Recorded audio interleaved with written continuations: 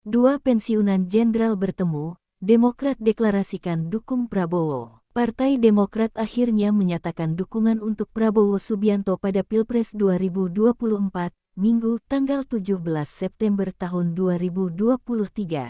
Wakil Ketua Umum PAN, Viva Yoga Mauladi, mengatakan Ketua Majelis Tinggi Partai Demokrat, Susilo Bambang Yudhoyono (SBY) turut ikut dalam rombongan Demokrat dan bertemu dengan Prabowo. Dirinya mengungkapkan, SBY merasa nyaman mendukung Prabowo lantaran memiliki kesamaan latar belakang sebagai sesama purnawirawan TNI.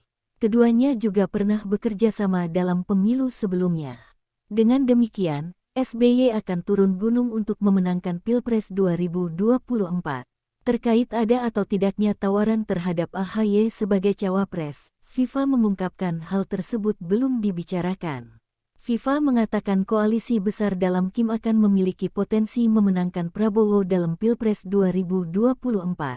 Selain Demokrat, Viva juga mengatakan ada 8 ketua umum partai yang datang ke Hambalang yaitu dari Gerindra, Golkar, PAN, PBB, Gelora, Prima, PSI, dan Garuda.